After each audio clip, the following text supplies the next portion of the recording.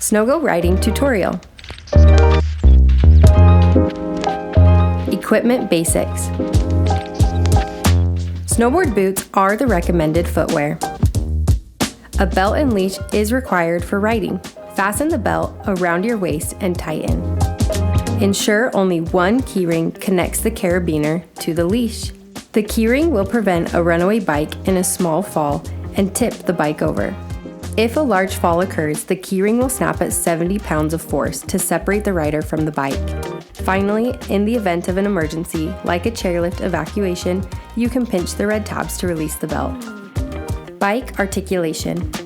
Riders will experience faster success learning to articulate the bike on flat ground before going up the lift. Familiarize yourself by standing in a comfortable position with slightly bent knees and elbows. Keep your weight evenly distributed and tip the handlebars left and right. As you lean, keep the front ski pointed straight ahead. Practice tilting the handlebars and holding the position to each side for 3 seconds while looking forwards. You can also lift one foot to transfer weight to the other foot. This will come in handy later. Moving on flat ground is like using a scooter. Place one foot on either binding and push with the other. Beginner slopes. If the resort has a moving or magic carpet, it is best to start here. Load the magic carpet by placing the bike on the track and then standing behind the bike. Unload the magic carpet by placing one foot into the binding and pushing off with the other. If your resort does not have a magic carpet, you can try hiking up a short and wide beginner pitch near the base area if your resort allows. You won't need more than 100 feet to learn the basics. Turning. Learning to turn your SNO-GO will also teach you how to stop. Start with the bike pointing diagonally across the slope. As you begin downhill, keep your weight evenly distributed across all 3 skis and start tipping the bars downhill to initiate the turn. With your shoulders over the bars, continue tipping the bike until you are facing across the slope in the other direction to complete the turn. Try a few single turns in both directions. Linking turns. Begin the same way and be patient making wide, slow turns. Remember how we counted to 3? This is a great way to ensure you are cutting across the slope to manage your speed before tipping the bars to turn the other direction. To link the next turn, tip the handlebars back downhill while applying pressure to the edge of the front ski to guide your turn. Count to 3 going across the slope again and repeat in the other direction. The further you tip the bike, the more edge and control you will have. By this point, you'll probably notice you're coming to a stop all on your own. To stop your SNO-GO, tilt your handlebars like you would in a turn and apply more pressure on your downhill leg while keeping weight on the handlebars. Common mistakes. The most typical mistake is sitting back, locking out your arms, and not applying enough pressure through the handlebars to the front ski edges through the turns. This causes the rear skis to slide out. If you are having this problem, try standing taller and keeping your elbows bent to ensure your shoulders are applying pressure through your hands to the handlebars. This will help you apply weight to the front ski. Another common mistake is people stepping out of the binding. This can be a natural reaction, but you will have more control of the bike by keeping your foot on the skis to engage the edges. Trust the process and complete the turn. The third mistake new riders might make is simply overestimating their terrain choice.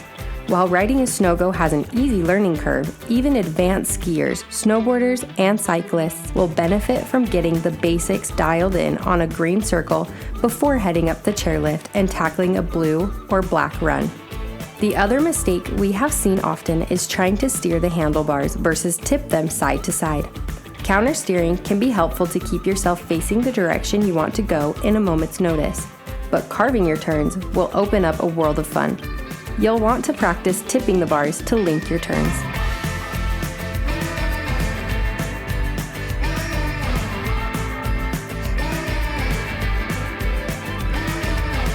Chairlift loading. The SNO-GO chairlift hook creates an efficient process for securely loading and unloading bikes on all chairlifts. Place both feet on the ground while straddling the bike. Keep your hands securely on the handlebars. When the chairlift approaches, sit down first and the chair seat will scoop under the lift hook between your legs. Maintain at least one hand on your bike and lower the safety bar as you ride away. If the safety bar footrests come in contact with your bike, slightly shift left or right. Turn the handlebars and the bar will lower. To unload from the chairlift, raise your front ski and push the bike off just before it touches the ground. Maintain a grip on the handlebars. Extend your arms and legs while looking down at the bindings. Kick off and place your feet into the bindings once you see them. Stand up and slide down the ramp. A common mistake is to stand up right away when unloading. Be patient and extend the bike away from you first and look down at where you place your feet to avoid tripping. PAMA lift. To load the PAMA lift, scoot the bike to the loading zone and place your feet in both bindings. Look over your shoulder and grab the approaching bar with your hand. Place the lift between your legs and stand tall with one hand on the handlebars and the other on the lift. To unload the PAMA lift, bend your knees to release the lift from your legs and gradually let go of the lift. Hold on to the handlebars and ride away. Intermediate terrain. On intermediate terrain, we'll continue linking turns. As you gain more speed, you'll want to extend the downhill leg more to further engage the outside ski edge. Sometimes, riders find it easy to lift slightly on the inside foot, and the outside foot naturally extends. Remember this from the beginning? Adding pressure to the outside leg allows you greater stability on steeper runs and helps when you need to stop quicker. Try making some turns with this technique and then stopping in both directions. You'll still need to apply pressure to the front ski to avoid spinning out. We use the saying, if you feel fear, get forward. This is an easy way to remind yourself that fear is okay. It's easy to regain control if you get forward and put weight on the front ski through your shoulders. Relax your grip too. If you're squeezing the grips, your brain is working too hard. Take a few breaths and give it another shot.